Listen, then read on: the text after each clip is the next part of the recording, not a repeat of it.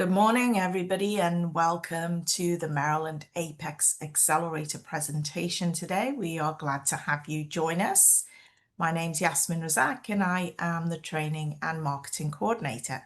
Today's topic is Proposal Writing Level 1, and it is led by Akiesha Foster, who is the founder and CEO of KeyToLife Professional Services, LLC. We'll get started very shortly. There will be opportunities for you to ask Akiesha your questions, and you can do that by typing them in the chat box on your screen. We will pause throughout the presentation for Q&A. As always, this presentation is being recorded, and a copy of the slides and the recording will be sent to you after the webinar. For those of you who are new to the Apex Accelerator, we are here to help Maryland businesses compete in federal, state, and local government procurement processes. Our services are no cost to you.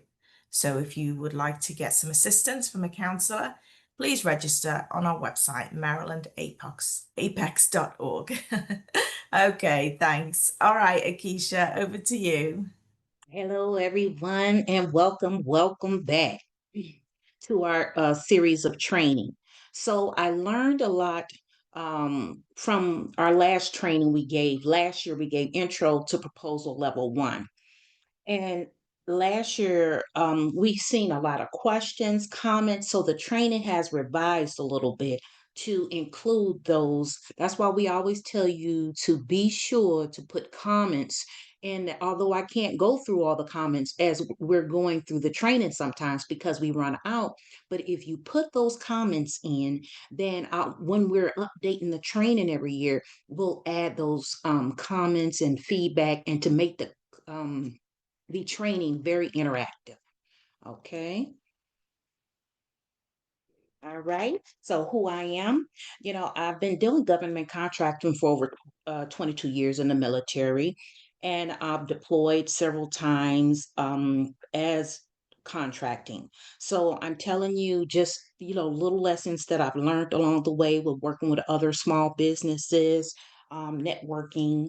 And so because of that, and then being a former Accelerator counselor, and helping those small businesses win, I can help you a little bit in that space. And also, I've created the YouTube channel as a supplement resource for attendees who want to help with a particular topic because we may not be able to, go in and, because YouTube is self-paced, because we will cover a lot in these 2 hours. And proposal writing is such a big topic with many layers. So today is our deep dive session, right? This is where you're going to feel like you're drinking from a water hose, but you can always go back and rewatch it, take your time, pause if you need to, and then go back to the lesson. Do it as you go.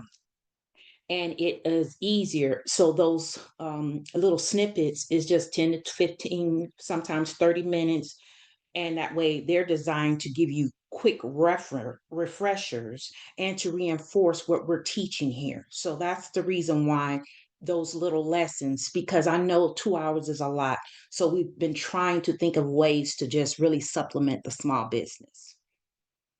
Okay, so now we're going to do our poll. How would you rate your current level of experience with proposal writing? Just a quick poll because this helps me gauge how deep I need to go into each concept or each level. Okay, so basically, are you a beginner?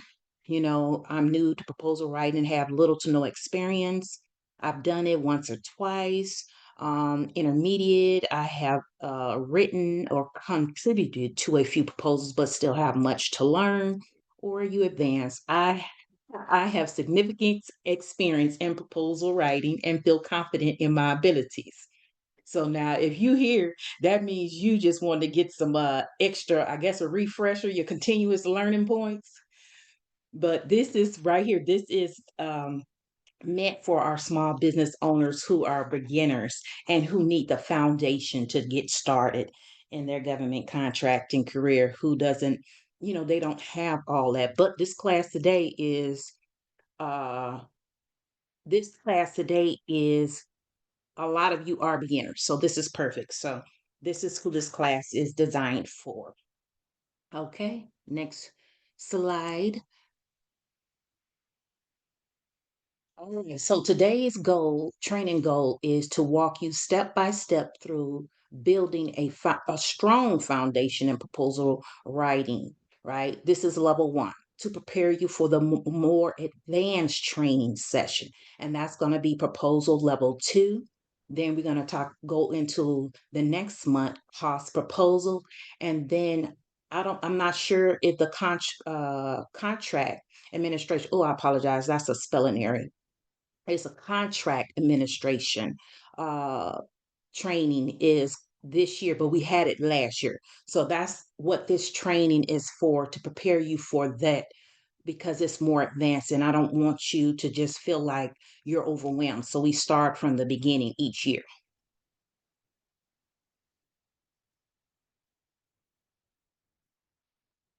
Okay, so our agenda. All right, so let's talk about the agenda. And so make sure that you stay engaged and you ask those questions in the chat, because what I do, like I said, if we don't get to that question and we pause throughout, then I'll use that question to when we're revising the training for next year. And if something doesn't make sense, you're wondering that, probably somebody else on the call is wondering that as well. And then take notes. So what I always tell them is take notes for the slide. So if it's slide five, put slide five. So when you get the handouts, you can write your notes under the slide so you know where the notes go. So when you get in your counseling session, you hit the ground running, because you already know, okay, well, we were talking about this in slide 4 or 5. And this is the question I had. So that's why I always say write the note, slide number, and then write what the question is. So when you get the answer, you just do the Q&A, if you will. Now, and then you want to think about everything we're discussing today. How does this apply to my business? Because these are the questions you're going to be asking yourself today.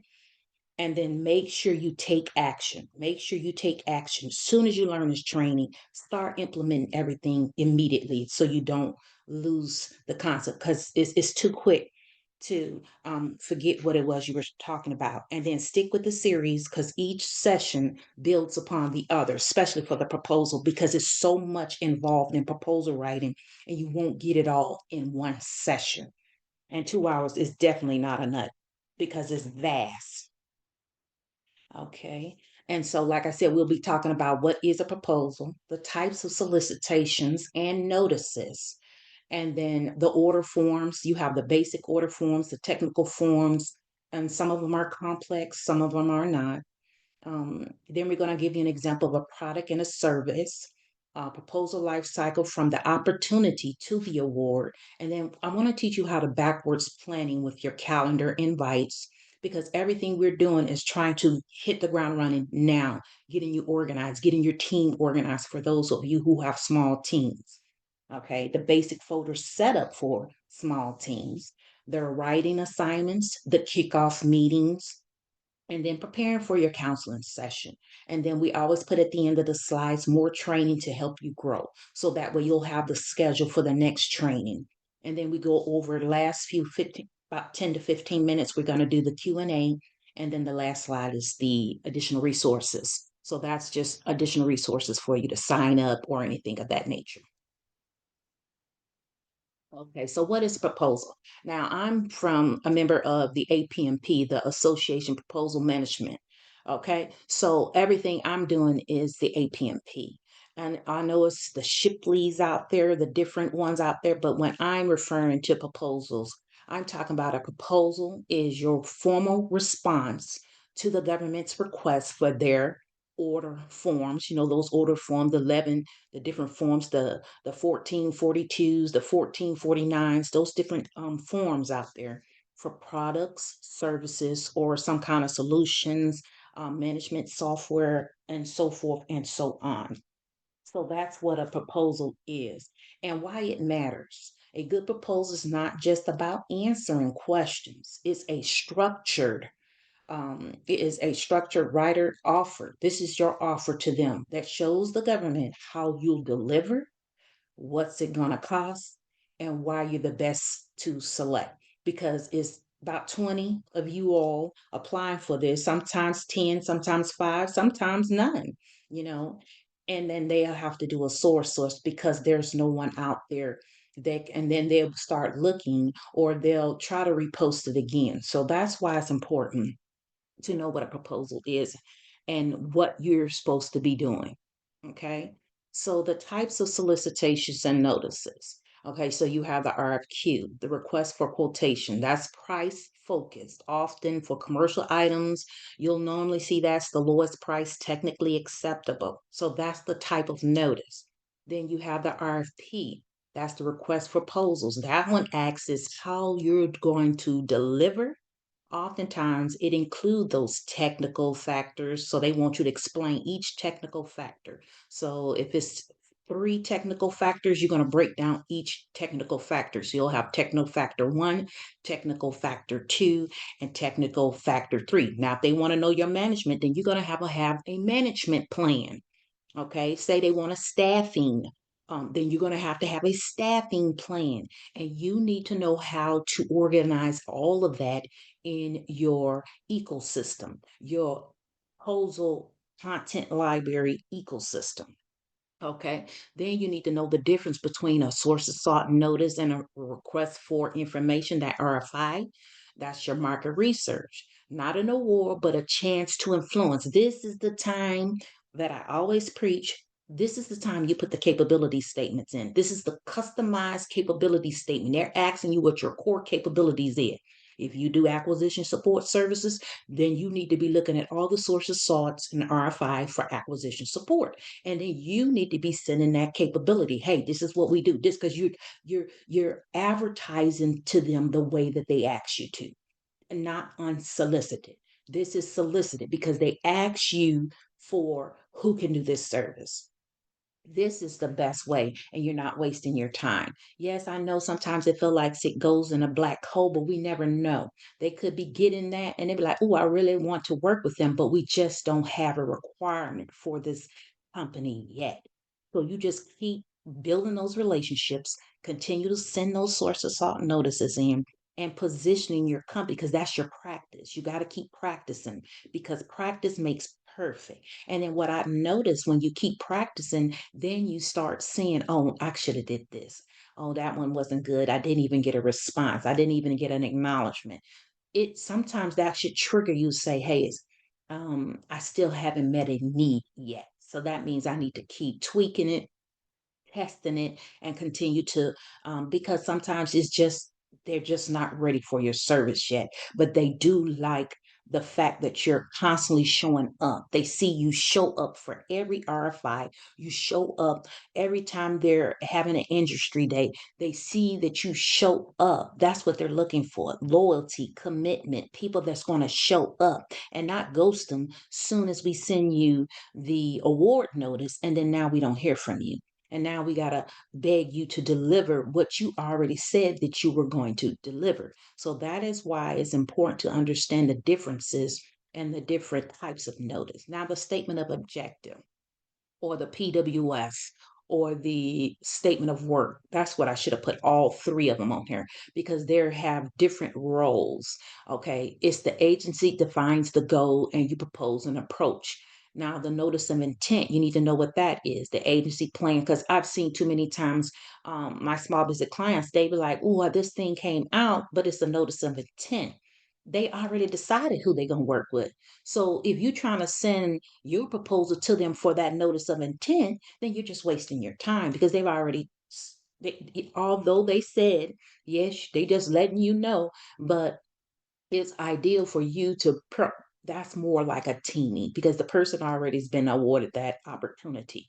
And then the notice of award, that's the formal announcement that the contract has been given to who, which business. So understand the difference of these types of notices, so that way you're not. And then one I did miss on here, and I apologize, because like I said, we're revamping these slides, and as we go through them, I'm testing them to see where I missed them, is the information for bid.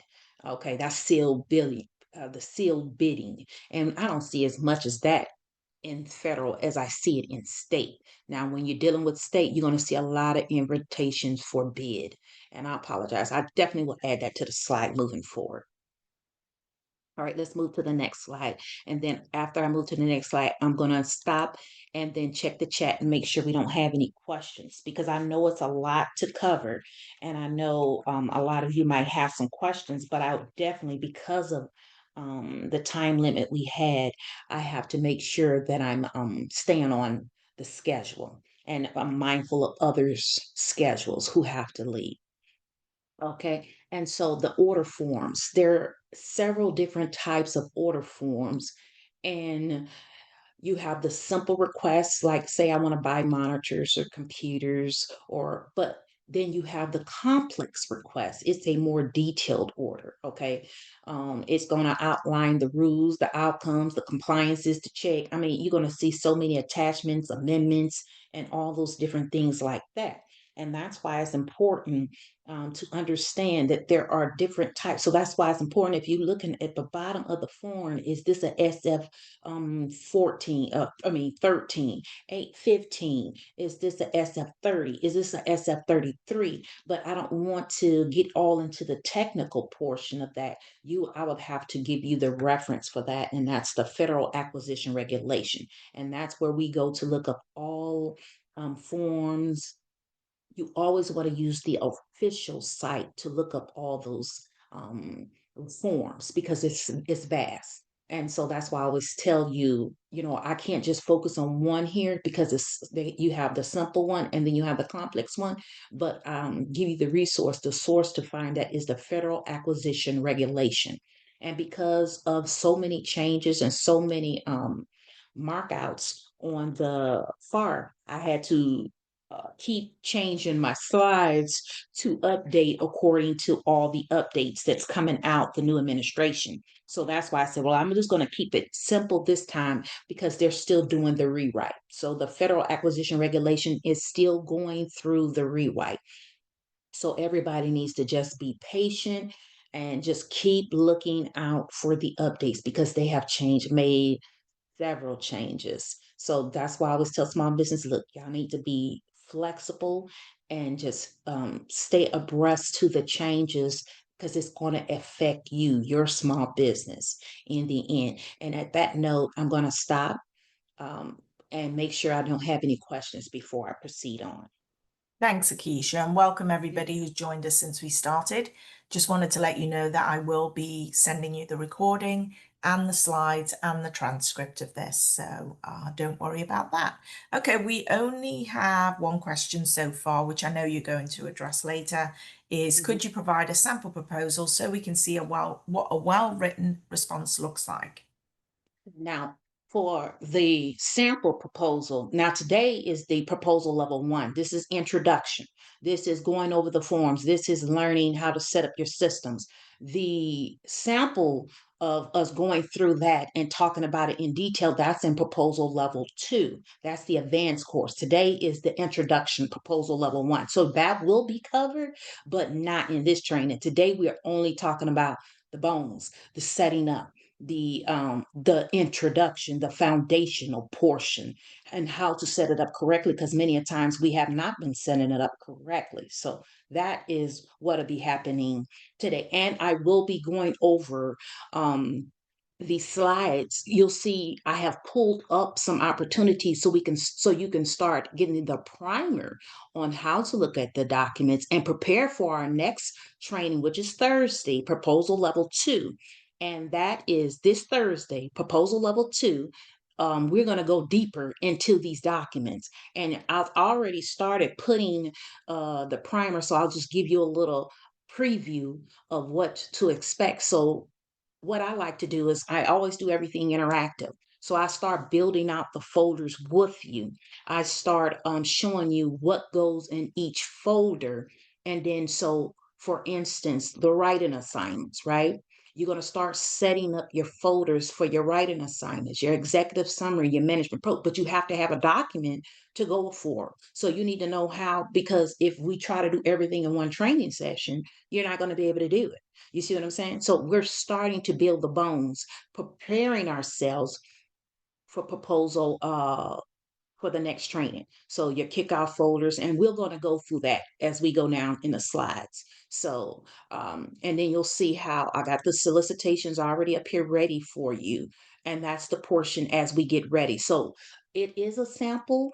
However, it's we're doing it in a structured format so that way we don't lose the steps, or then you get confused. Okay, so which step goes first? Step one, two, three, and four. So it's a systemized system and processes that we're implementing so that you'll be able to follow.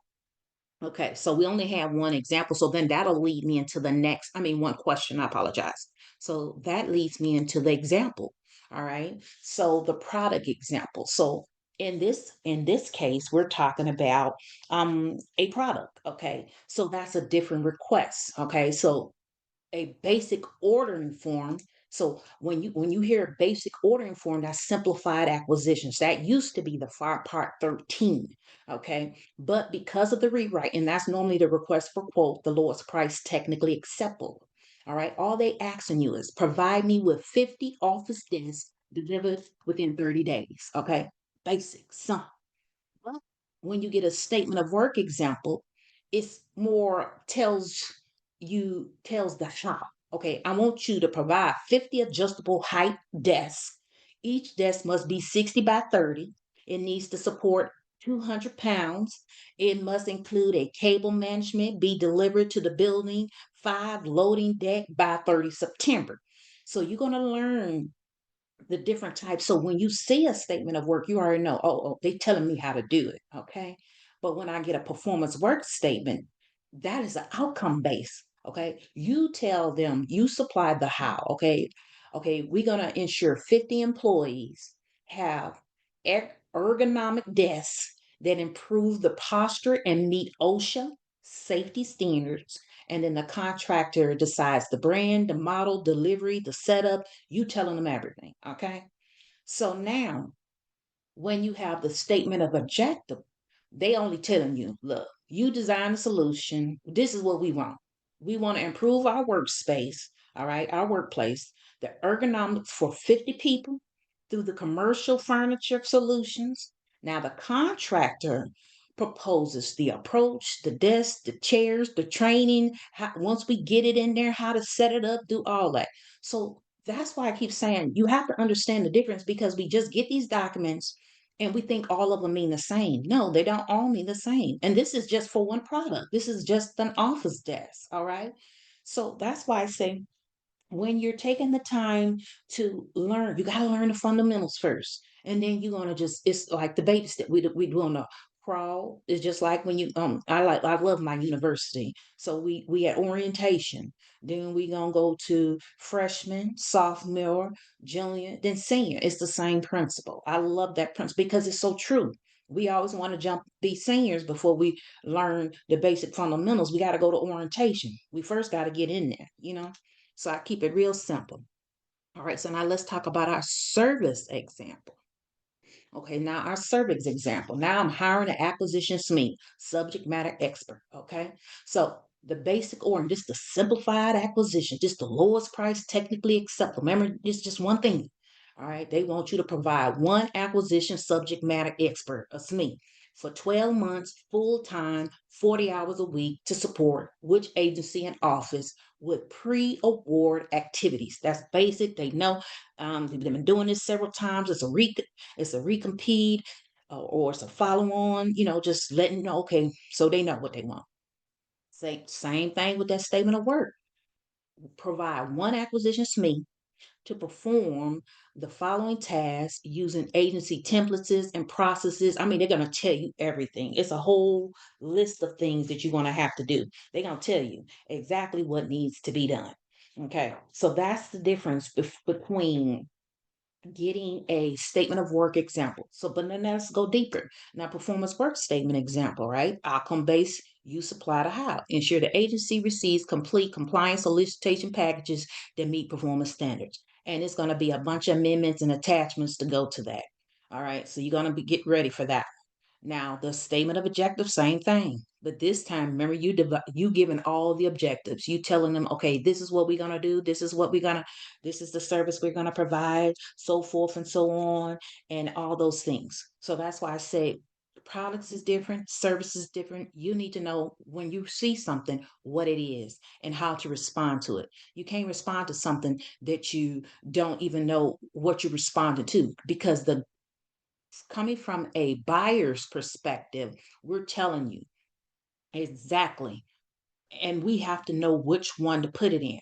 But coming from the contractor's perspective, you need to know how to interpret this. Okay, so what is this when they say a statement of work? What is this when they say a performance work statement? What is this when they say a statement of objectives? Okay, they're totally different meanings. They mean something different from a contractor's perspective. Okay, and I thought about doing this comparison chart, but then I would have made the video, it made this session even longer. So if you would like, do a comparison chart for your small business team, so that way everybody knows exactly what is a statement of work, what is a PWS, because you build it once, you can use it for a lifetime, right? You just keep updating it. It's a living document. As the administration changes or the regulations change, you update that document and you add it to your proposal library. Okay, so that's it on the examples. Now, before I move on from the examples, no one else had any questions regarding the examples, the two examples that I talked about, products and services. No, no questions yet. Yeah. Okay, good. All right, so now let's talk about the backwards planning with the calendar and invites. Okay, so these are things, some of the lessons that I've learned when working with small business who come in for counseling sessions, and then they want me to help them with their proposal writing. They want me to help them with their planning of how to um, write their proposal, do all those different things for the proposal. So I thought it really good to just show you an example of what I mean when I say backwards planning with the calendar invites. All right, there's several things you have to do when you get a proposal. First of all, we need to know when the due date is. Okay, I've had clients who scheduled their session, got in the session, and then the proposal is due to the next day. Then I felt like they were pressured. So then they're pressuring me, and it does no good for anyone. You understand what I'm saying? It's that means that was poor planning. You understand? So in order for you to go after opportunities and actually win and then put the effort in, you have to backwards plan. And then you need to know how much time you have. So what I always say is build it out.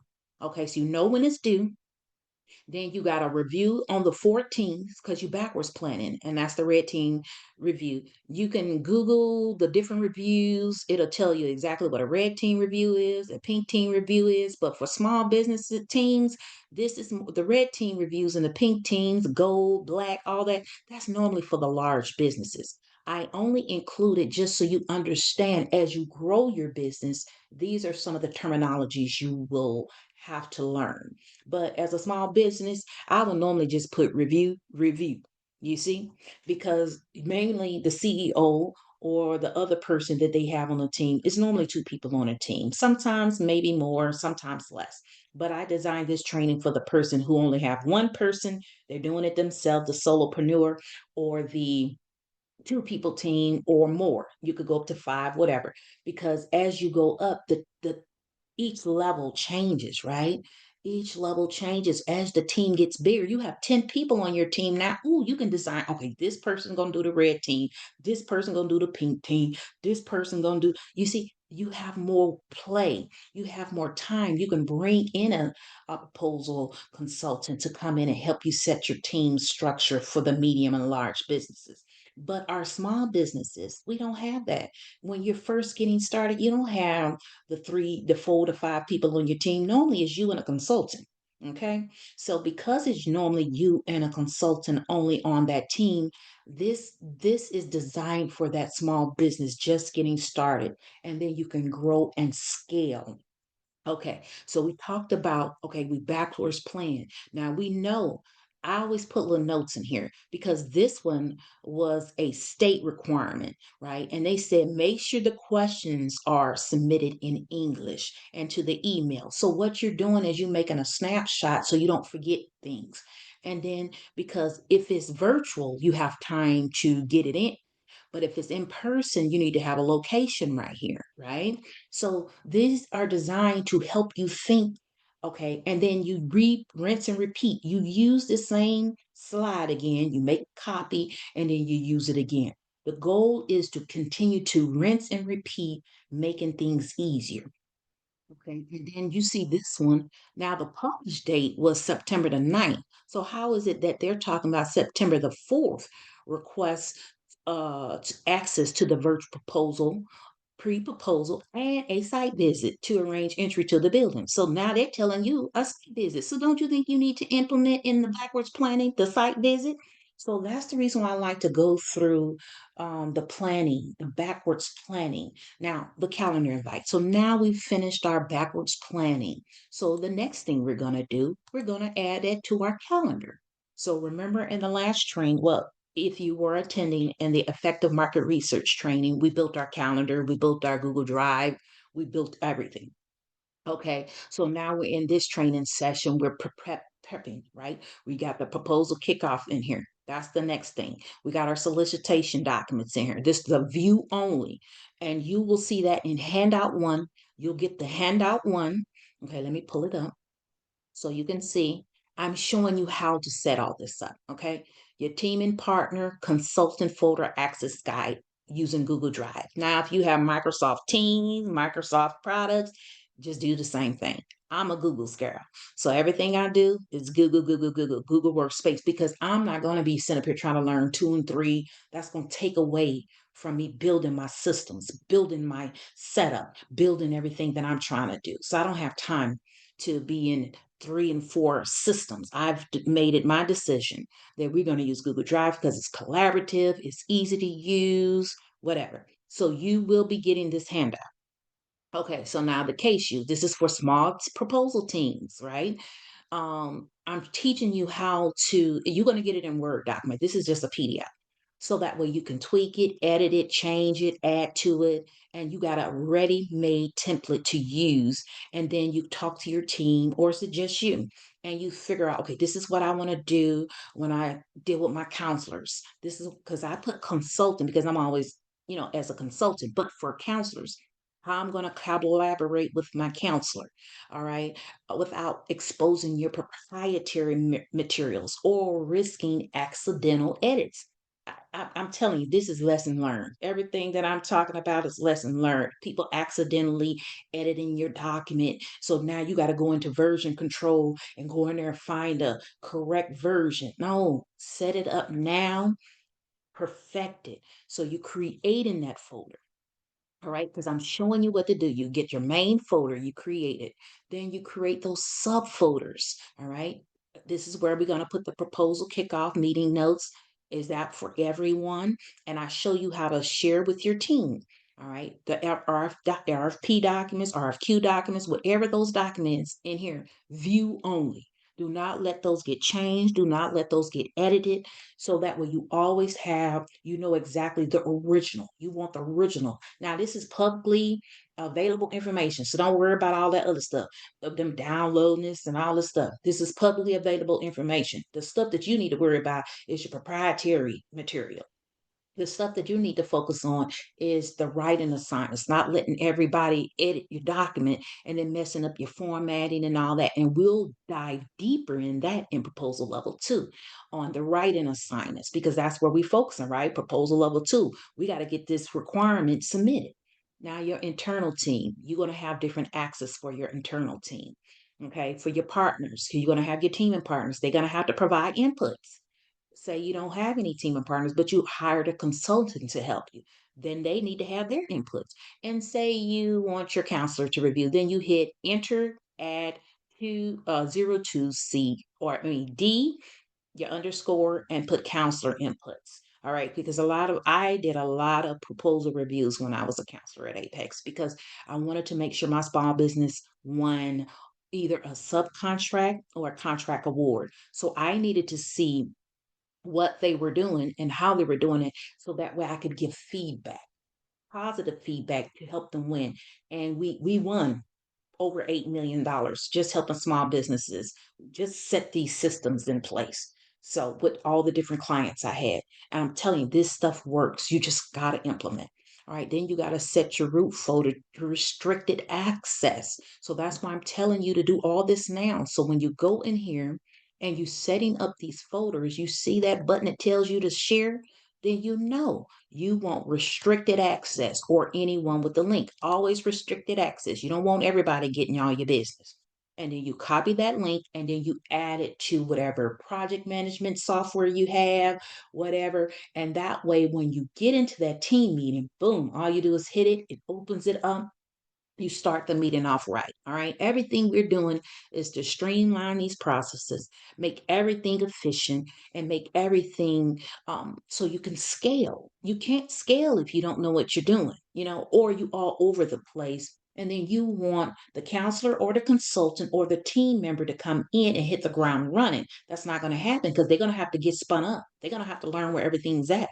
You've been in that organization. They knew on the team. They the new kid on the block, and I've seen it too many times. They come in, but like, well, help me win, but I can't because where are your documents? Where is the links? Where are the attachments? Where's all those things?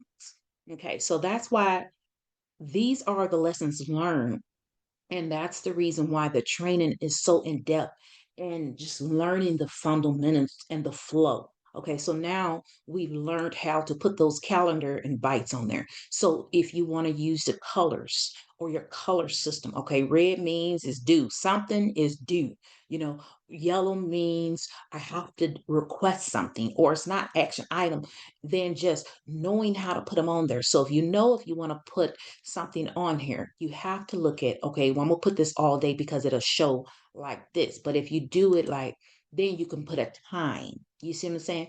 This is not timed. This is not a timed activity. This is a activity that I need to know. And then I put my notifications. Okay. If I want a 1 day notification or if I want to add another notification, location, if it's an in-person event, I always put calendar information in here because it's in person. I want to be able to click it when I'm in my car, driving to the event, and it'll put me up on my MapQuest. Everything I do. And then when I want to add, say I got a team that's coming, add my guests, and they could put it on their calendar. They get the notifications as well. Oh, and by the way, if you want to add your drive, add or your description in here, so they have okay, bring your we going on post on base, so you got to have your cat card or you have to have your visitors pass. That is how detailed this stuff is supposed to be because you have teaming partners, and I can't tell you how many times I've went into an organization and none of the information is there, but they want me to be great.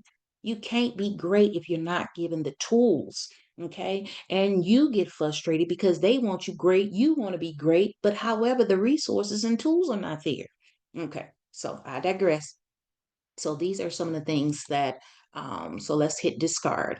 Okay, so we can go back to it. And so, like pink reviews, but like I told you, your small business, don't worry about the pink team review. Just put review, review, review. So you have to review the opportunity. Now, as you grow and you're ready to start doing the pink team reviews, the red team reviews, there's so much. And I do plan on doing a couple of videos, 10 to 15 minutes for each review. So, like the pink team review, what that involves but I can't do that here. This is the deep dives and it's once a month.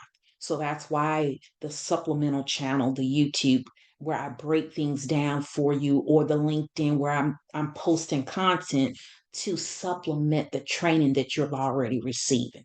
Okay. And then the writing. So whatever color you decide to make your writing, do you want it from 9 to 5 or whatever? Do you all day? You do the same thing. You put the notes in here, you put everything in here, you put the attachments, you make everything easy.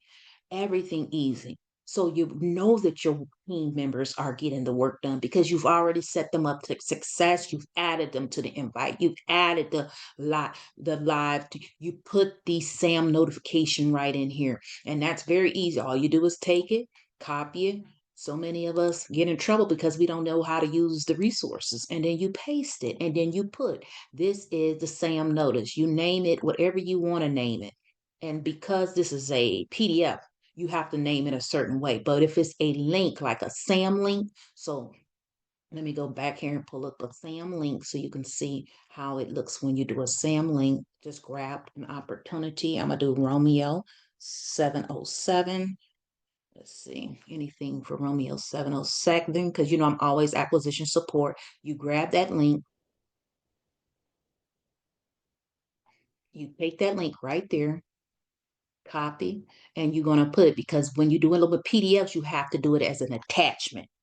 So that's why I always tell people you have to test your tools so you know how to use your tools. And don't wait till something is due and now you want to test the tools. It's too late.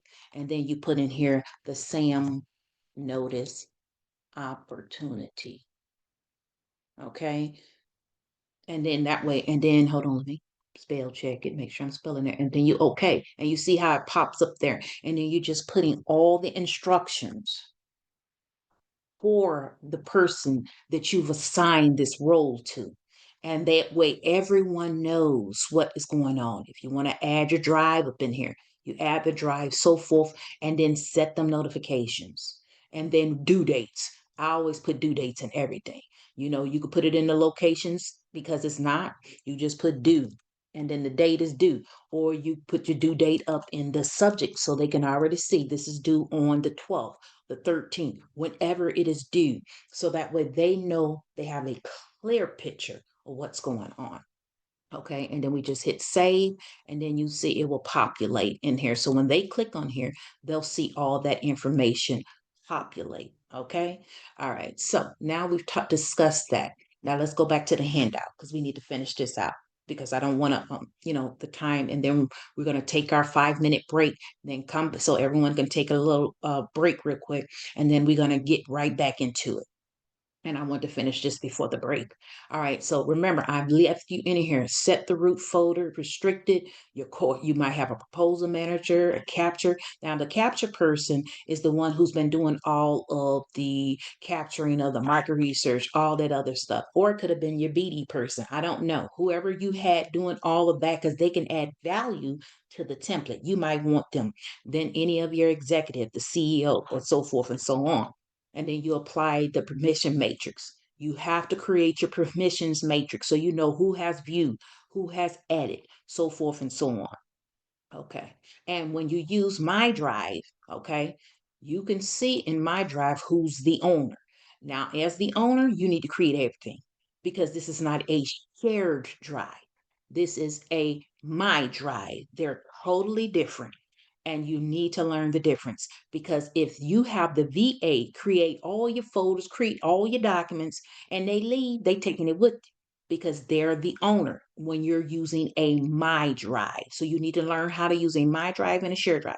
So what I do is, because you in the beginning phase, you're in the starter phase, you don't have the capital to get the Google Workspace, the upgrade yet. You're still using your Google Drive.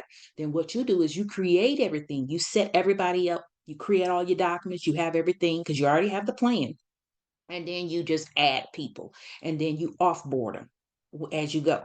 So that's one thing you need to know. And so this is the reason why I tell you, because clarity, everyone knows where the deliverables live and who owns them. Okay, your control view only for sensitive folders prevents accidental edits and deletions. Consistency, we're using the same folder pattern for every RFP. That reduces the setup time, the errors. Everybody know how it's going to be set up. And then the collaboration, role based. It has to be role based because your team and partners, I mean, although we love them, one day they're going to be what they call it, compenemies or frenemies or whatever. They got all them names out there, but eventually y'all going to be competing against each other. So y'all, keep everybody honest. All right. Keep everybody honest. All right. So then I give you the step by step, taking it one step at a time, how to do all of this. And then you're sharing, and then who has what editor access if you want them, if you only want them to have viewer access. And then each one, I've showed you how to do your schedules, your meeting notes, logistics, the purpose of each folder. This is your starter kit to get you started. Now you have to tweak it. You could chat GPT it, tell it to add more stuff on here. If you're a larger team, you can chat because we're ours because one of the questions we kept getting in our last training was chat GPT. Now we weren't using it as much. Now we're trying to get really nice with the chat GPT so we can teach you prompts. We could teach you how to put these things in here. We're not there yet, but we're getting there. So I'm definitely going to take up a couple of more classes on how to do chat GPT prompts and stuff because as a small business owner, we need that quick actions. We need the quick outline, the quick this, the quick that, so that because we don't have the capital to hire those experts at the time. So we're gonna have to use our AI personal assistant, and then teach them how to do things until we're able, because certain things AI cannot do. And then you have to go check AI because in some of the training that I've attended, they do hallucinations. They put wrong information in there.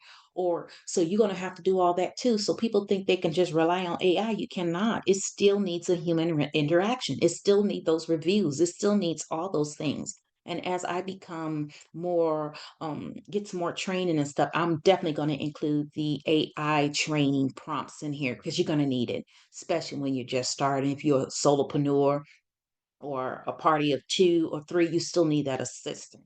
So you'll just continue to go through the document, telling you what everything is. Um, and then you just keep adding to it. You will get a Word document. I just wanted you to be able to see the clarity. So that's why I did it in a PDF so that way I can put it in the browser. And then the documents, I'm telling you best practices. Keep the documents separate. You do not want everybody messing with your technical one, or maybe you had to hire somebody to come in to speak the data analytics portion because you had no clue about it. So then that person only needs the technical factor one for the data analytics. Same thing for if you get a different kind of RFP and whatever technical factor specific, you need to get really specific, build your policies, build your standard operating procedures out, and then execute. So maybe you ask them your team and partner for past performance. So then you put which team and partner. This is team and partner A. Of course, you're going to put their name. And then specific editing. You need to tell them what to do. Do not guess, do not know. Tell them what to do because they're new to your team. They do not know your work. How you do shred your RFPs. And I definitely have to do a video on shredding RFPs because people shred them all different. Every organization different, just like every agency is different when they put out these RFPs, RFQs. And that's why I always tell people know your target agency. If you got DOD, then you need to figure out how to work with DOD. But if you go to DOE, best believe they do it different. You hear me? So that's why I'm telling you some of these things because I worked at Department of Defense, then I worked at Department of Energy, completely different. Completely different atmosphere, completely different culture. They work with their contracting office different than they work with their programming office. It was just completely different, night and day. So you have to know your customer. All right. So then learning how to watch the training videos on how to protect your sheets and the ranges when you're dealing with your sheets, your spreadsheets and your Google Sheets, because they will mess up because I've seen it too many times, or they don't know how to use the quick functions. And then they didn't know that they changed the sheet, but they did. So learning how to lock those sheets, learning how to do all those things is going to be very important. And then last thing, the versioning control. You need to learn your file, view your file history so you can make sure your documents have not been modified and you didn't catch it. Because I go in and check my version history because I have other people on my team. And I have, as the person who have to finalize, or the program manager have to finalize, I want to make sure that this is the final copy I did the last version on, and no one made an edit and I just didn't catch it. So that way you can look at the version control, and then once it's final, you put it in the folder for submission. So once that folder, because that way no one else can touch it. You are the only person that has access to that folder. And then, like I said, I give you your external users to safely access your. If you don't want to be worried about anybody changing or any of those things with your. So that's why you got to have the policies and procedures set in place for all your external users as well. And then finally, I give you a little breakdown. So what you do is it's already in a Word document. Remember, you can edit this, you can add to it, you could take away, you could do whatever you want to do. You could change it into landscaping so you can tweak it. But that's why I gave you a Word document. So you hit the ground running. And then you label, okay, the kickoff folder. For the proposal manager, they have editor rights. For the capture lead, they have editor rights. Executive sponsors, internal writers. You go in here, your counselor, your consultant, your SMEs. You're going to have your data analytics person under here. Say you got a researcher, you have a research assistant, and then all your color reviews. They get review only because all they doing is reviewing the document. We don't want them changing anything. We just want them to review and provide feedback. And then you identify everything. So that's a copy and paste, and I recommend you put it in a spreadsheet, Google Sheets. But this is your SOP that we're working together, and then and then your offboarding procedures. Make sure you establish your offboarding once the submission, post the submission. As soon as you submit it, boom, boom, boom, boom. You need to have your okay. I'm gonna remove the external access to whoever. Then ensure that the final submission is locked, restricted. It's called restricted when you are in Google Sheets, and then version named. Okay, this is the final submission. Boom. So when you go back to look for that document, you know exactly where the final submission is. And then archive a zip copy of the full folder, internal only, and then capture your lessons learned. I do lessons learned for training. I do lessons learned for proposals. I basically do lessons learned for personal interactions with people. Oh, that interaction didn't go well. So let me see what I'm going to do the next time to make it better. You see, lessons learned is the key. And then I gave you appendix, just a little bit teaching you about the naming and you're keeping up your documents, your version control, so forth and so on, your common pitfalls, and then just a quick little one-page summary, how you go through everything. And that's the end of this handout. Okay, so let me go back to the slide. All right, so now you understand why I had to go through the whole foundation of backwards planning with a calendar invite. So all of this now, so you see why I tell you every time that proposal writing is complex. Proposing has a lot of moving pieces, and it's important that you understand the beginning from the end. And missing those steps is why a lot of small business struggle because they don't understand the importance of building a solid foundation. Why you think when these contractors build a house, they make sure that foundation is set before you start building a house on a shaky foundation. All right. Too many times my small businesses are out here building these foundations on these shaky because you're new to this. You don't know what you don't know. And then misinformation. There's a lot of misinformation out there. They mean well, but they haven't done it. You can't explain something you haven't done. You haven't you haven't grown a business, you haven't worked as a small business, you haven't joined some of these proposal teams because you learn the lessons from interactions with these individuals, with these contracting officers, with these program officers, with the different agencies working the different roles so you can speak to the content. Okay, so let's move on because I have spent a lot of time on this. But oh, before I move on, because I want to make sure you understand the documents where I got all that information from. So I received all that information from the solicitation. So I identified something I wanted to go after, that messaging campaign development. I read everything, and these are where you get all your dates. You highlight it for quick referencing, but make sure you have Adobe Pro because you can't do it in anything. You can do it probably in that other one, that PDF one, but I love Adobe Pro because you can make comments, you can do all that. But because this is a PDF browser version, I can't do all the things that I could do on Adobe Pro. So when I'm dealing with Adobe Pro, I do the highlight, I put comments, I add so many remarks and everything in here. So that way, when I come back to it, I always know where everything's at. Or if or it was a fat finger of a date, I just go back and reference it. And then Tuesday, this is how you find out everything. And then remember, I was talking to you about the forms, the SF-18. Section one is the pricing, section three, and then a proof. Now, this one is asking you for proof of an active SAM registration. Provide your UEI. And that's why I tell you, if you don't have no SAM registration, you already behind the curve. You can't even go after this. All right. You'll be only subbing, but you won't be prime. You will not be primes because sometimes the prime contractors work with subs, but most of them want you to, even the subs, they want you registered in SAM because they want to know that you're serious. Okay. And that's why I pull these up so I can show you exactly the forms I was telling you about, the SF forms. Some of them are basic, learning about the clauses, and we're going to go deeper in this. We're going to talk about those evaluation factors, your reps and your certifications, okay? And then what the form looks like, because many of you haven't seen what the form look like. And if it's marked as a small business, are you a small business? Or if it's marked as a hub zone, let me make it a little bigger, make sure you can see it.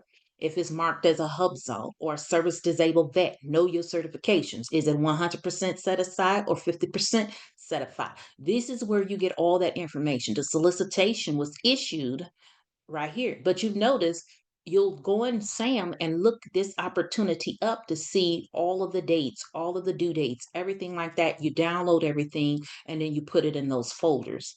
And that's why I told you know which form you're dealing with. And then they're going to tell you this one was a performance work statement. So always be aware of the language. If this is a performance work statement, is this a statement of work or is this a statement of objectives? They are different. And you see how they were straightforward. The performance period for this contract is effective date of the award and continues for 12 months. Boom, simple. And then you'll go in here and see all the different things. See how simple this one is? It's a campaign strategy and work plan, development of a comprehensive plan, including objectives, audience, target, timelines, and everything. They'll tell you how they want you to speak, and it's only for 1 year. So if this is something that you're wanting to go after, this is an opportune. And they tell you for months one and two, they want to know, then months 4 and 5, they've broken it down, and then the monitor and evaluations and so forth, and then the notice to proceed information. And you take your time and go through the scope of work because this is where you're gonna have to. This is where your money going you're gonna make your money at. All right, this is what you gotta know. And remember, I showed you in the slides what a performance work statement. So, from the contractor's perspective, this is the buyer's perspective. Now, we need to, as the contractor's perspective, speak to everything on here and make sure you are delivering those deliverables. And you would just go through this. And this is the one that we're going to be going through in proposal level too, because I don't change it because then you'll have to catch up. And then when we get in that session, we won't be able to really focus on those things. So that's why I always start with a proposal and then we finish it. We're going to do contract administration on it. We're going to do cost pricing on it. We're going to do everything with this opportunity. That's for proposal level. Every year I change it so we can have something different. So I can kind of reach more in the audience, not just doing janitorial all the time or IT services, doing a little bit different things so you can kind of see the breadth. Because as years go, there's a content library. And then say you are a janitorial service, you'll go back to the janitorial services opportunity we did a breakdown on. Or say this is your NAICS code, you're doing it by advertising or whatever the NAICS code is for this one, then you go to that video session. So that's the reason why I'm switching up the different opportunities that I walk through. So you'll have those good opportunities. But let me show you something good about this one. This one had an amendment. So now you get to see in action an amendment. And that's why I thought this one was ideal. Look, they just sent us amendment out. They saying the purpose of amendment number one is to extend the offer's due date from September the 16th to the 19th. Also, oh Lord, we got more time now. So now we're going to go update our calendar. We're going to move this over to the 19th. So now we have time to breathe. Okay. So now we can go in here and make some adjustments if we need to. We can move the red team review. So say now that it's due on the 19th and we felt like we were rushed on this opportunity. Now you're going to move this one. Oh, good. We got time. I'm going to move this one to Tuesday. Because I try not to do stuff on the weekend because most people, family time, all that. So I'm focused on Monday through Friday. But if we have to work on a weekend, I always compensate my team. I talk to them. I say, hey, we got to work on this weekend. Is it okay with you? Because you don't want people working on the weekend that don't want to work. And then they said they working on the weekend, but actually they did nothing. And you paying them to do nothing. So that's one of the things. So this was an ideal opportunity because I love the fact that they moved, gave an amendment. So that's the reason why I select this one for us. And when we go into proposal level 2, then we're going to dive deeper into those folders that we were talking about. All right, it's at the top of the hour. We're going to take our 5-minute break and then get right back into it. Thanks, Akiesha. See everyone back in 5 minutes. Right now. Okay, now let's move on to the next slide. Okay, now let's talk about the proposal life cycle from opportunity to award. Okay, so now the stages of the proposal. Okay, we got the market research. That's going to be those procurement forecasts for the different agencies, the source of sought notice, the RFIs, and so forth and so on. Now, if you have a GSA mass, the GSA schedule, then you're going to be with the I think it's GSA e-buy. So that's a little totally different. That's for those with that GSA schedule. And as you see with this new administration, they're moving to the GSA schedule. However, before you get that GSA schedule, you need to make sure that you can keep it because if you lose it, then you have to do this marketing plan, all this other stuff to get it back. So before you get a GSA schedule, please make sure you're ready to use it. Make sure you have a customer, that you have a customer who has actually intentional and ready to use your schedule. And because, or you'll have the one say, yeah, we're going to use your schedule as soon as you get one, but then they're not, if they haven't made any purchase with you, they haven't did anything with you yet, but yet you get this schedule, now you're on the clock. So no, do not get the schedule until you're ready to get on that clock because they are going to be assessing how many your monies. Okay. So I digress. I'm gonna get back to it. Then you have the RFP, the pre-RFP engagement. That's more like those networking events. I put capability statements on there, but I meant to really put on there those are like your industry days and they want to see your capability statement. Yes, that's your marketing material, but it's really customized. I mean, everything is customized because if you go to Department of State or Department of Treasury, those totally different. And they use totally different terminologies and so forth and so on. Then the RFPs is like you have to know the section L, that's instructions. M should be the evaluation criteria. And then C, I think that's the performance work statement. I get them mixed up sometimes. Or it could have been the C was I should have wrote it down so I can make sure I didn't remember. Okay. But it's oh no, yeah, yeah. Okay, so let me just go through. So now the market research, I want to make sure you understand the market research, identify opportunities through those forecasts and industry. So what I wanted to do is give you an example of each. That's what I was trying to do. Now that's spotting an upcoming requirement, so forth, like the ADP subscription or the desk, the example that I gave you about the desk or the example I gave you about, okay, we're hiring and this information we're going to put out to see how many people is going to respond to it. And then they normally, sometimes they do a combined synopsis. So I don't want to confuse that too, because they'll do it all in once. They won't do a source of salt then. So the way it works is the market research, then the pre RFP engagement, like the pre solicitation is what I should have put pre solicitation, then the release of that solicitation, then us as the contractor from the contractor's perspective, proposal writing, then we submit, then the evaluation, the contracting officer does the evaluation, and then the award. Now, about the debriefing, for like simplified, I haven't seen them doing it.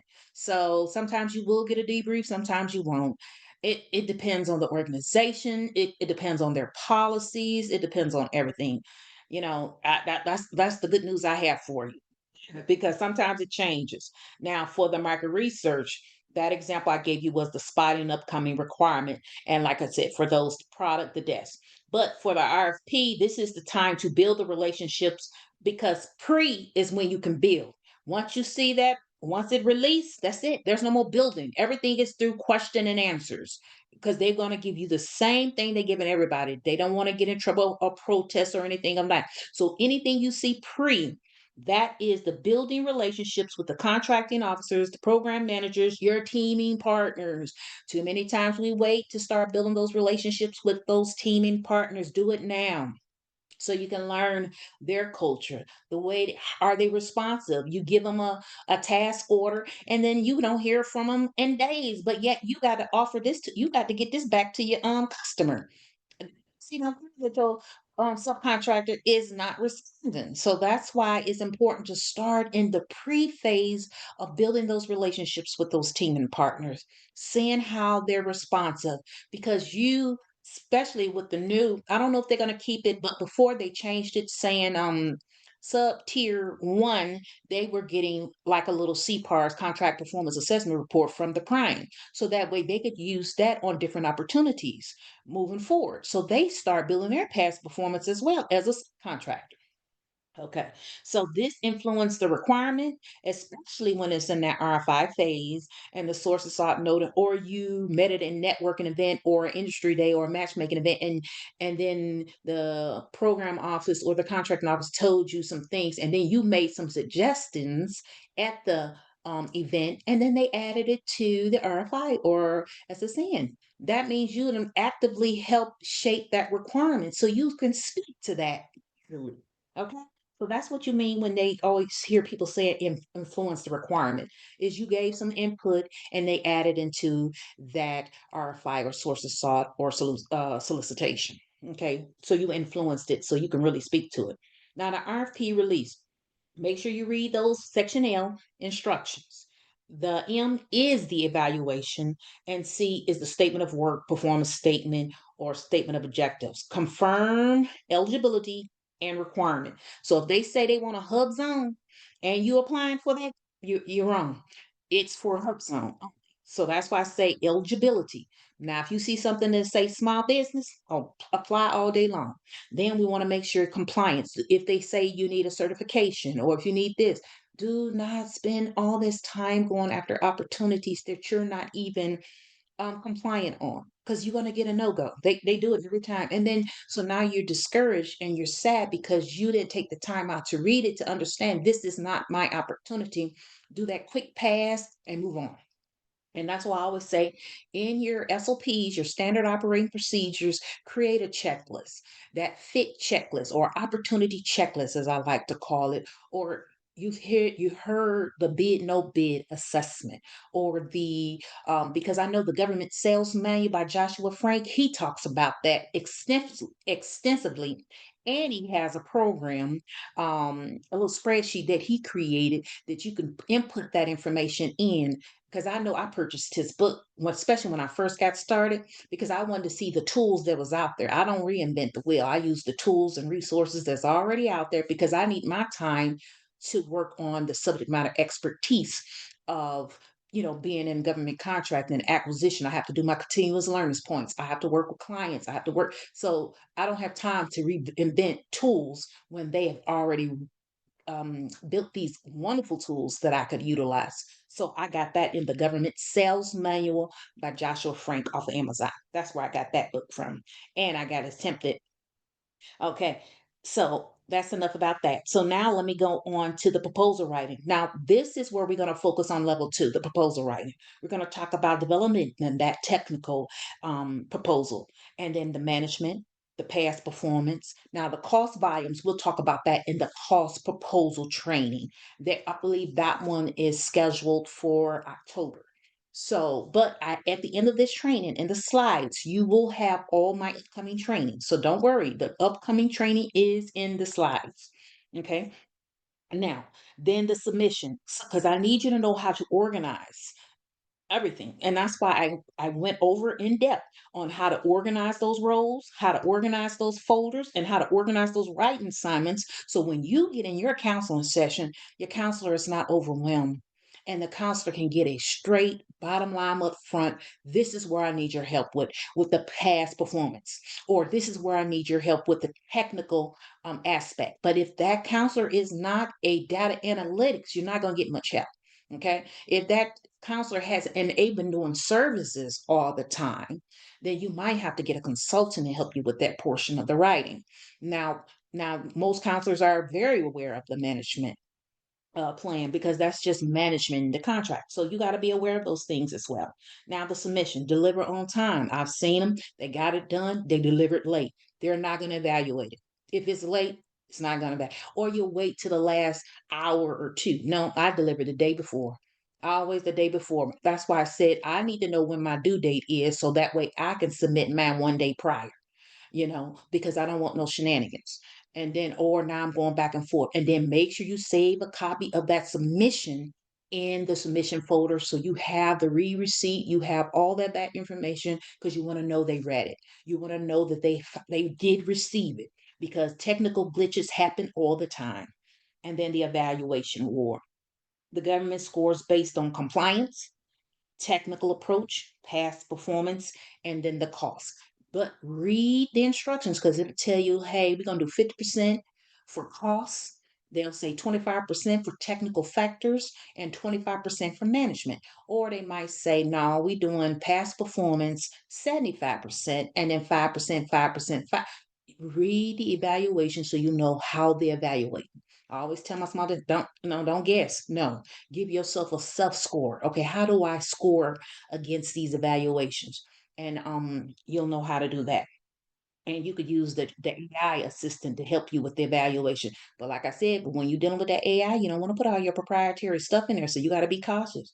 All right. And then finally, the award. Okay. It's going to take some time. We don't know. Sometimes they take 30 days, less than 30 days, whatever, and then they'll send out the notice and debrief. Even if you don't get a debrief, you debrief.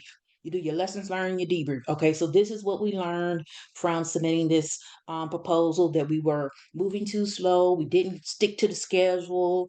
What was it that you learned so you can implement it in the next round?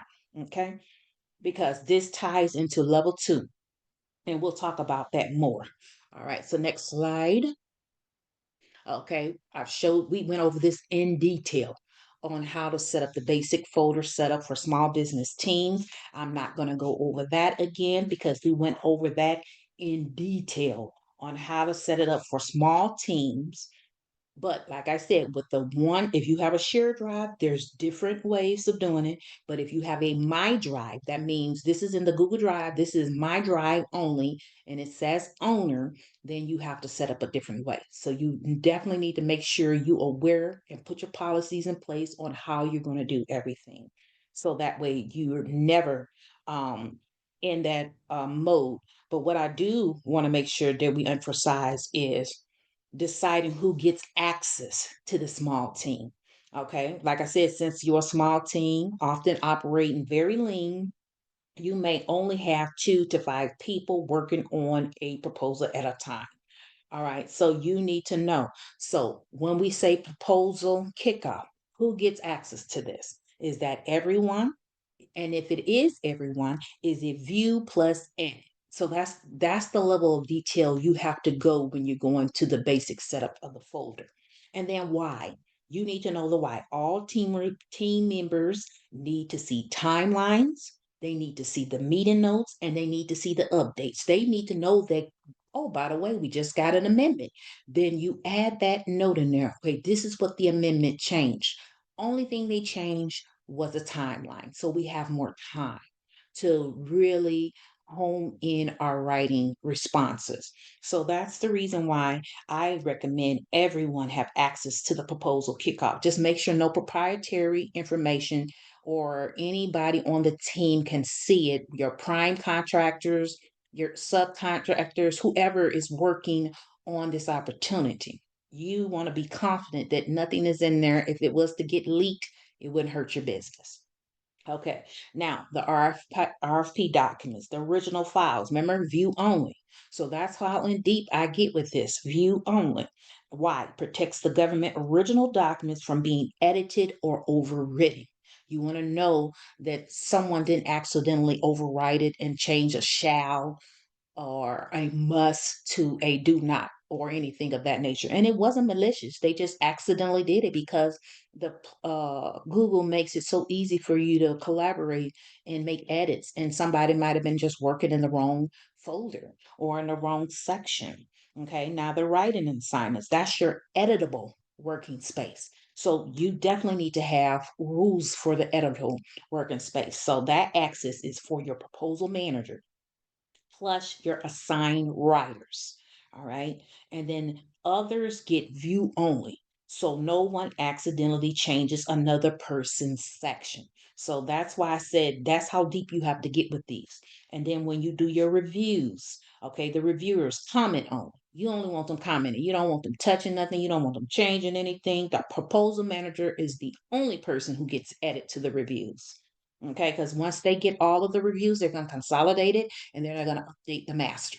Okay. All right. And then why? Keeps reviewers focused on feedback, not rewriting. Because I'm telling you, I've seen it too many times. They'll go in there and start rewriting. Mm-mm.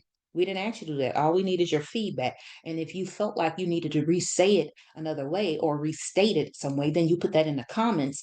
And then the proposal manager can take it or leave it. They'll be like, no, we don't want to add that to this right now. We want to we want to do this or take it this or whatever. So you definitely have to have that. And then once you get in the final submission, that is restricted. No one else can go in there. That's either just the person that's submitting it because you don't want anything happening to that because that's the final version that you're going to submit to the agency. So I do not even allow anyone in that section to keep from anything happening. All right, so let's move on to our next slide. Okay, so now let's talk about the writing assignments. All right, this is where we're going to focus most of our energy on in our proposal level two. That's why I had to start all the way from the beginning so you can understand how did we get to this place right here. So sometimes you will have, if applicable, an executive summary. If they didn't ask for it, don't put it in there. If they did ask for it, put it in there. That's your story and your value promise, or what they call the value proposition. All right. So now the introduction. The introduction is who you are as the company and why you are qualified. Now, I always put an introduction in mine. That's a blurb. But before you put in that introduction, you're speaking from the contractor's perspective to your client.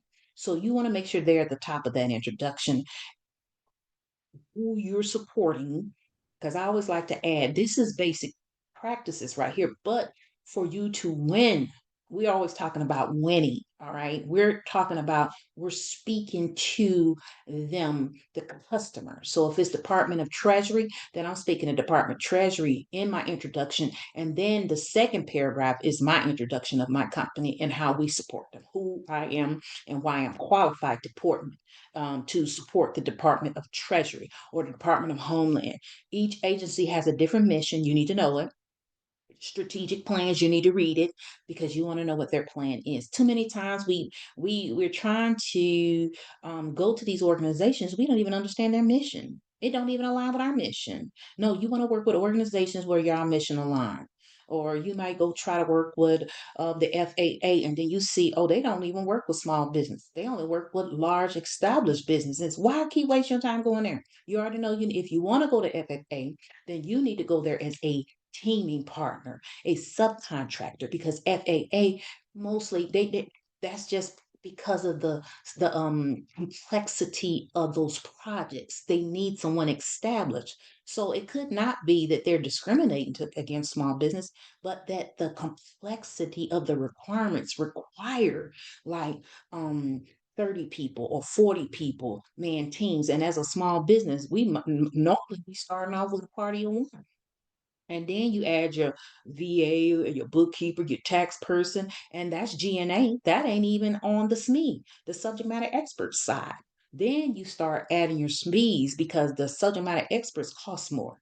And you haven't even built a line item in there to account for their payroll. You at least need to have a year saved up so you can bring them on, or at least a way of funding that requirement. Do you have a way of funding those requirements? So that's why I say I got off a little bit on the writing assignments, but that's what I mean when I say introduction. So that's why I always keep my little slides, keep all my stuff, because I know me, I will get in a tangent and start talking about the different things because it all is up. and it all affects other aspects of the business. So that's why sometimes I get very spirited about it. Now, your technical factors, how would you do the work? This is where you're going to tell them everything they need to know. But the technical factors of how you're going to do the work has to be according to if it's a performance work statement, if it's going to be a statement of work or a statement of objectives. Know how you're going to explain. And then the performance work statement requirements. That's why I've always put performance work statement requirements because that's mostly what we do. But I've seen so many statement of objectives and statement of works. So that's why I said that's why is you have to know which one you're speaking to and the past performance. That's those receipts. As some of them say, that's the proof of the pudding. That's all your write-ups, all of that information. Why do you say that you're the best program management specialist or the acquisition speed? Well, because I worked at Department of Defense, Department DISA, Defense Information System Agency. Well, I've deployed and I did regional contracting command. That is the past performance. That's the receipts they're asking for. They're asking for, and if you haven't done it, then it means you need to be subbing. You're not ready for prime. When you are ready for prime, you have at least 3 to 5 years of past performance. It could be private sector as well, because I've seen companies that were very lucrative in the private sector. They just didn't know how to translate it into government contracting speak and which NAICS code lined up with that opportunity. You know what I'm saying? Is it 611430, the professional management training, or is it the 541611? That's the management and consulting NAICS code. Which line item does this past performance line up? Because they don't, I'm telling you, they want the receipts. They want to see the proof in the pudding. Okay. And then the cost, your price and how you calculate it. And we will discuss that more in the cost proposal training because cost proposal has a lot. You have to have the website. It's a lot of information that goes into the cost proposal. So that's why we had to do that one as an individual training by itself because um, you have to build the foundation with that as well, especially with your new small businesses, so you can price well. Because I've seen people overprice, underprice, and it's not going to benefit your company or organization at all. All right, before I start with the next slide, I'm going to make sure I don't have any questions. Thanks, Akiesha. So yeah, now's your opportunity to ask your questions by typing them in the chat. Let's have a look through and see if there's any that you didn't already address. A lot of questions asking about the handouts you'd mentioned. Will they be provided? Yes, Akiesha has given me those handouts, so I will send them out afterwards. Are you going to talk about certifications and how it pertains to winning contracts? I think you do that in another webinar, don't you? Yes, that's because certifications like, because when you say certification, do you mean certification as a small business like a hub zone and all those Yes, different I think things? so. Yeah. Mm-hmm. Uh-huh. And that's Yeah, a we do. different training altogether because there's so many different types of certification. That is not in the proposal level one training. That's a Yeah, different we do topic. that. Hmm. Yeah, Hmm. we'll be doing that in another training. Hmm. How do you build relationships in the beginning when you don't know anyone? Okay. Well, how I build relationships in the beginning when I don't anyone, first of all, is what are you selling? So you know which agency are you doing products or you doing services? Are you doing software? First, you have to know that. Second, once you know that, then you go look at those agencies who are purchasing that service. Then you're going to have to do step three. You're going to have to go attend some of them industry days. Okay, so say you provide acquisition sports services, and you know good and well the mission installation contract command is always looking for acquisition SMEs on the team. Then I would attend their event, learn about who's the program manager, who's the contracting officer, those different things. Then I will go look at their procurement forecast to see if they're going to even purchase my service and have they purchased it in the last 5 years, because if they haven't, we're wasting our time even trying to build a relationship with them in the first place because they don't even buy our service. Then now that I've identified they actually do buy this service, oh, now I'm gonna start building that relationship. How I'm gonna build that relationship? Number one, I'm gonna look at that procurement forecast. Then on the procurement forecast is gonna give you a POC. Who was the POC for this? And then I'm gonna reach out about that opportunity so we can make a conversation. All right. I don't waste time building relationships that's no value added because you sell acquisition services support, but you over here at Department of Energy who never purchases that service. You see? So there has to be a step one, step two, step three. What am I going to sell them? Product or service? And once you build that out, then you'll know who to build the relationships, and then you can start putting together um email campaign, all those different things. But it because each agency does it different. That's why I say you can't just. It's not a mass blast. It's a constructed strategy that you got to put together. Marketing plan for each agency. I hope that helps. Yes, she said thank you. And what you're teaching today, does it also apply to bidding on Maryland state contract?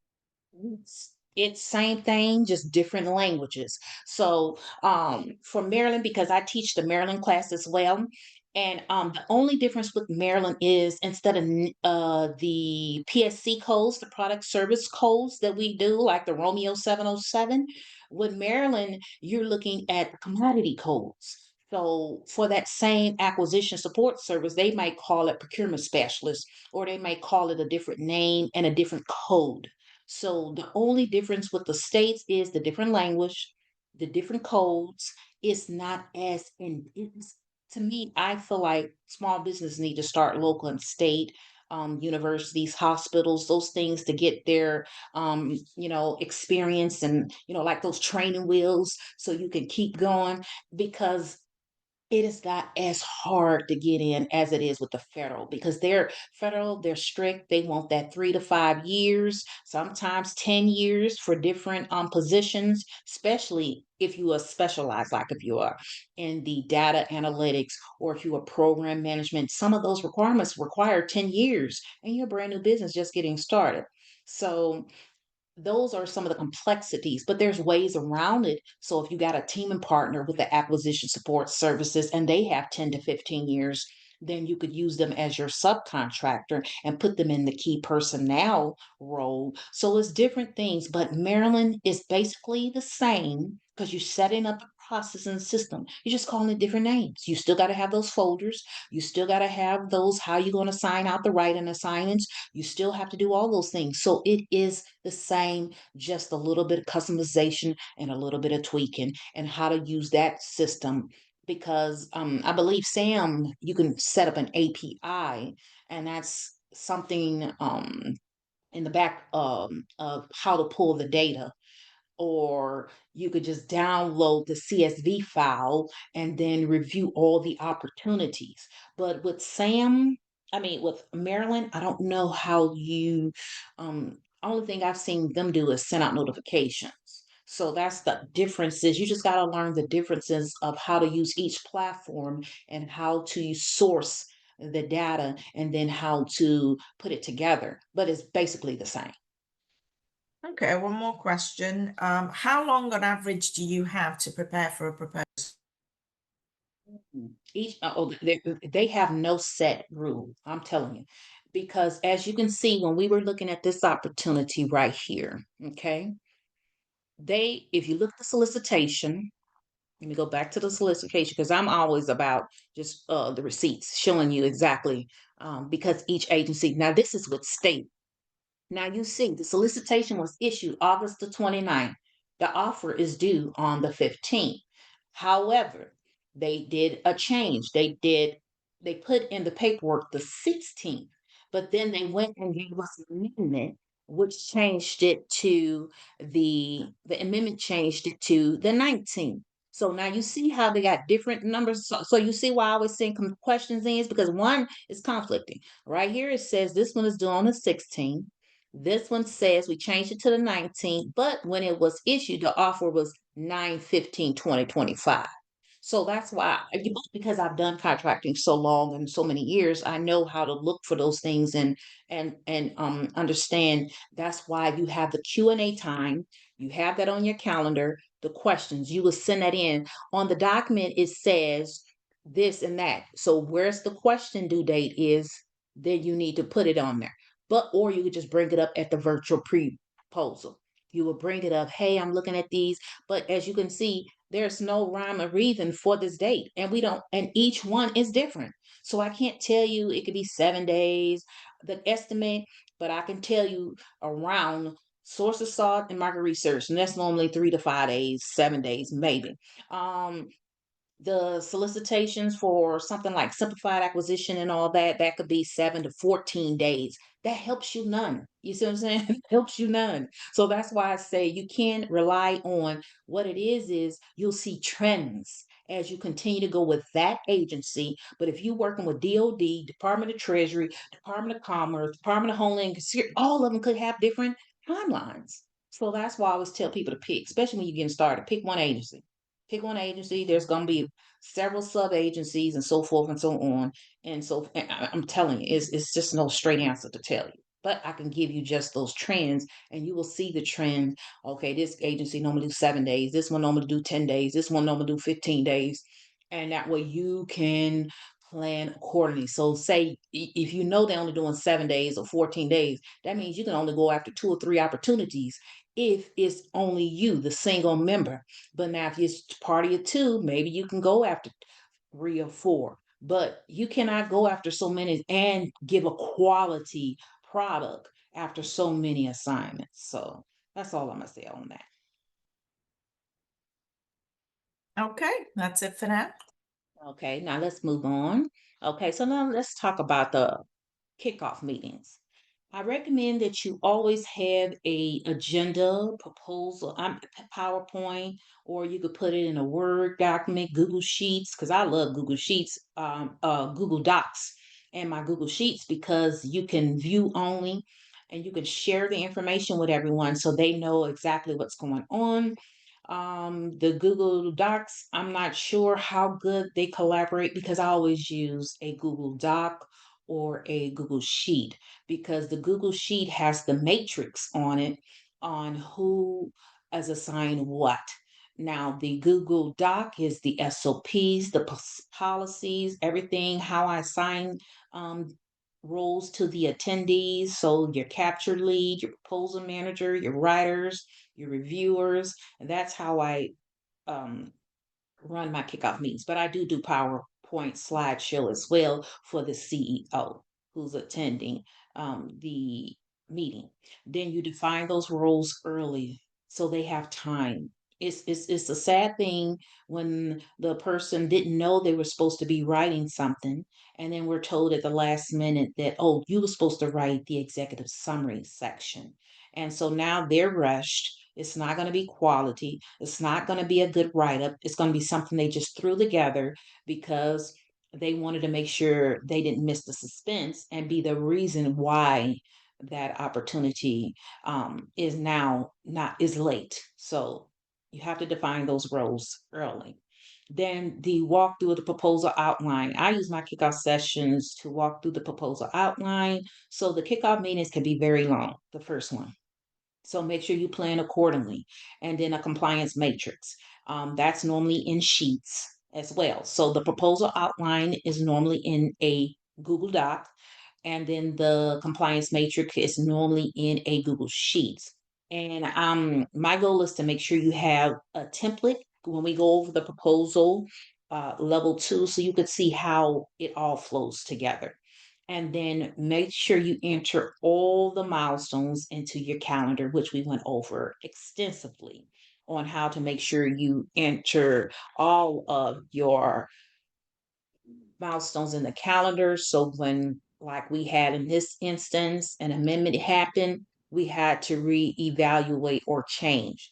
Now, what I recommend is as you get your system set in place, that you automate as much as possible using the Google App scripts, all those different things. You can look that stuff up on Google because I don't even have enough time in this session to talk about Google App scripts because it's so robust.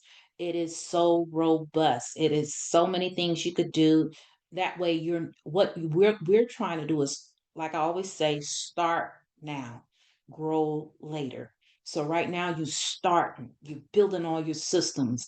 And as you continue, and then once the capital start coming in, then you can grow, you can scale, you can start um putting line money funding toward those line items or those features you would like to add to your system. But you got to put a system in place first.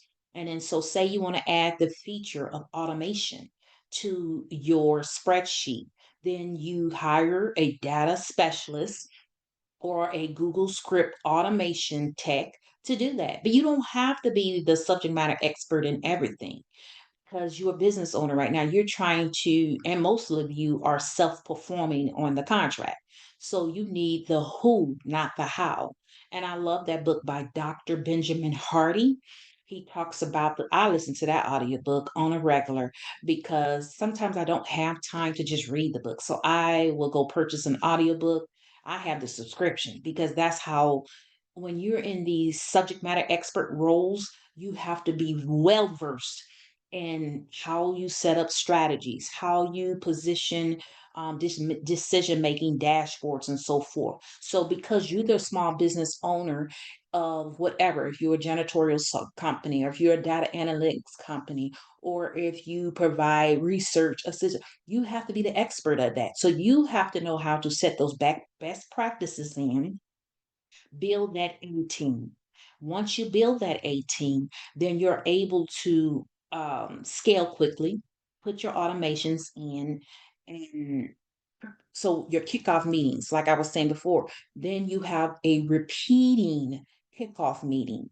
All right. So now let me move to the I think we are almost closing. Okay. So now let's prepare for our counseling session. All right. So I got a lot to talk about, because in many sessions, I've had many sessions, over 300 and something clients at one time.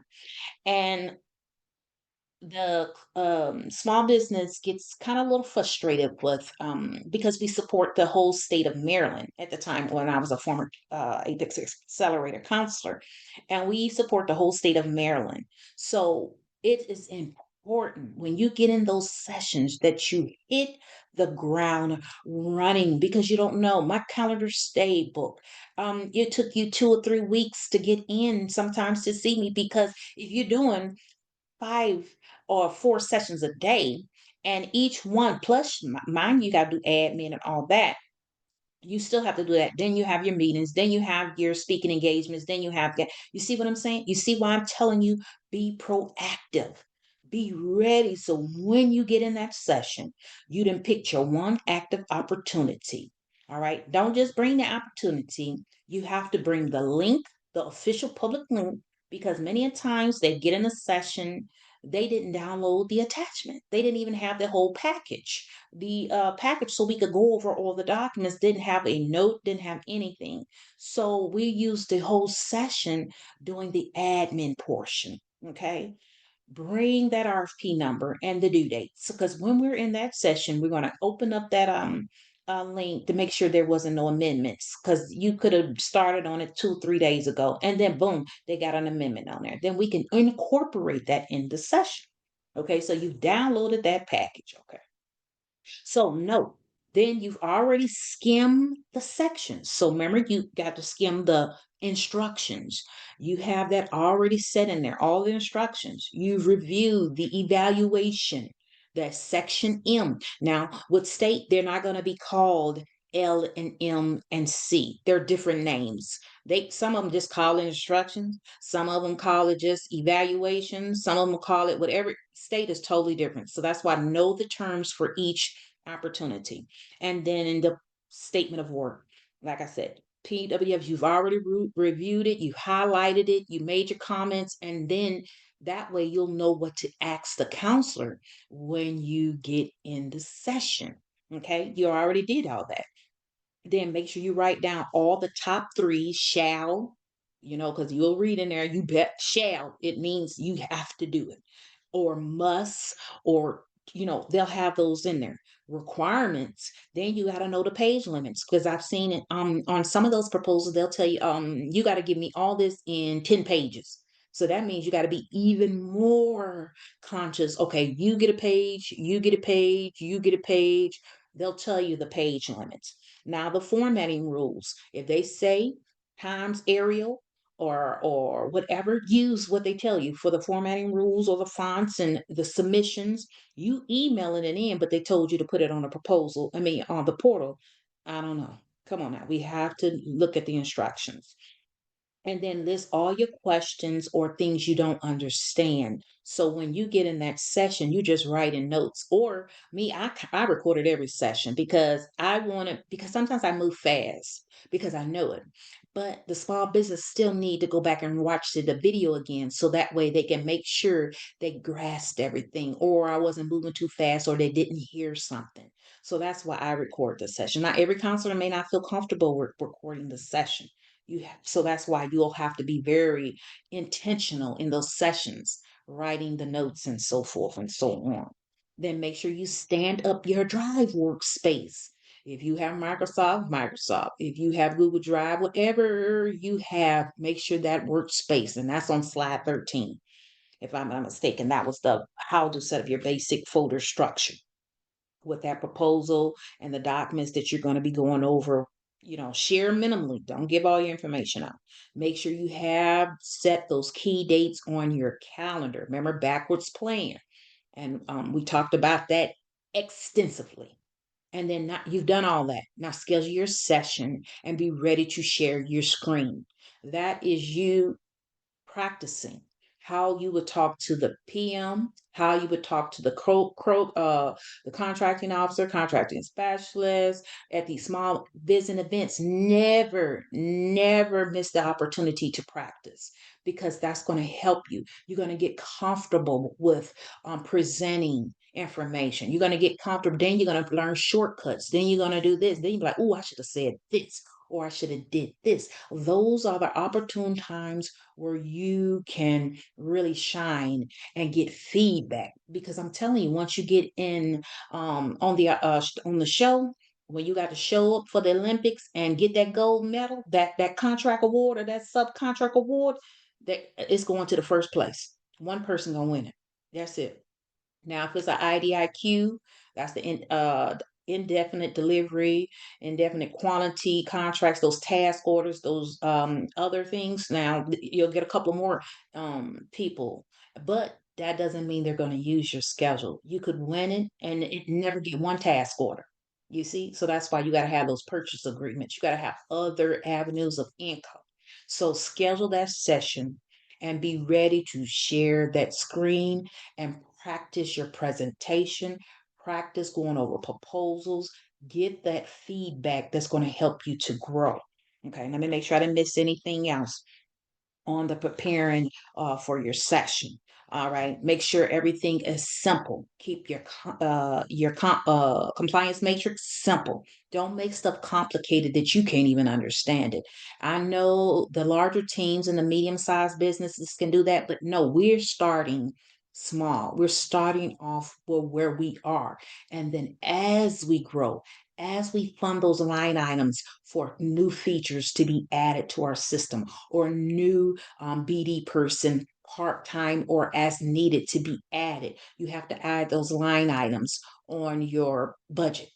Just like with funding, just like agencies have funding, we have to fund our business. And you need to have those line items on your business so you know, okay, I got 100,000 in my subcontractors portal. I mean, in my subcontractors line item, I can bring on my SME for part-time in this area. Don't use up all the money in there. All right. You want to use 6 months for emergencies and necessaries and so forth and so on. So I always get off a little bit. I'm sorry, but I got to tell you those little nuggets when it comes to me.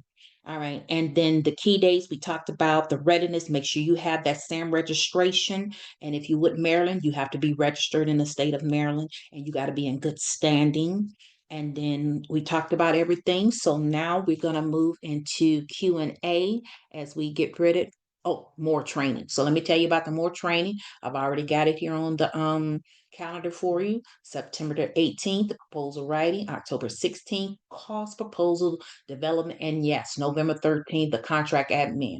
And this requirement that we have now that we've been talking about in proposal level one, we're going to go deeper. It's me showing you how to go all the way through and not confusing you and just going through the process. Okay. And then questions. Thank you, Akiesha. That was great as usual. So yes, here's your opportunity to ask Akiesha your questions. If there's anything you would like her to go over again, anything you missed earlier on in the presentation, feel free to type it in your chat box. And while we're waiting for those questions, I just posted some links in the chat box. One is to sign up for counseling if you haven't done so already. It's currently about 30 business day turnaround time. We try to get to you sooner than that, but that's about the average. There's a link to sign up for all our classes. All our classes are no cost to you as a Apex client. And we try to vary the trainings and outreach that we have on offer. And of course, as Akiesha said, her future trainings are on the slides. The next one obviously is on Thursday this week. So please do sign up for all those. And lastly, we have all our recordings on our YouTube channel. So feel free to go there and have a look, watch them again, share them with your colleagues. All right, well, it doesn't look like there's any other new questions. So yeah, oh no, we already answered that question. No, people just saying thank you. Yeah, I don't see any. Do you have any questions on your side, Akiesha? Oh, no, I don't have any questions. I just want to make sure that the training is answering the questions that I got from the last session for those of you who were at my last training. And then if there's anything that I need to add, please, just let me know because this training evolved from the last training, from all of the questions. So that could be why so many of the questions, I didn't have as many questions this time because I'm answering the mail, if you will, what the small business is looking for. They want to learn the foundational principles. They want to learn how to get started. And then once they get started, how to scale. So that could be the reason that I didn't get as many questions this time, but I got some for you because every time I rewatch the training, I'm always thinking of something I could add more, or should we do this, or should we do that? What would make this training more hit home and really that way you can continue to reference this. So I definitely love your feedback because that is how this training has evolved to where it is. Okay, we have one question. Says the opportunities have a short turnaround time. On average, I have seen 2 weeks to 30 days. I was told I need to have a P-Win framework in place. Should I Mhm. also develop that? Okay. Well, now the P-Win. So when you say P-Win, you're trying to take us to the more advanced uh area of proposal writing because that's when the P-Win is okay, how are we going to win this basically, and you got these scoring criterias and all that, and before I could really dive in that you would have to really talk to me about the requirement and a little bit more information so you'll know how to price it because that's just not a quick one right there. That one's really in depth, and they have some good training on the P-Win as well. OST Solutions, they have been a speaker here with the Apex Accelerator, and they do a phenomenal job of talking about the P-Win because that one is advanced level, and that one is not a 2-minute answer. I will have to really dive deep in that and then talk about the different themes and what's set forth. So that one I would definitely, but thank you for that because I sure can add a some supplemental training on the P-Win. So that is definitely a good idea. Thank you. Okay, well, looks like that's it. So I'd like to thank Akiesha for this great presentation. Thank everybody for participating. We hope to see you back on Thursday for level 2.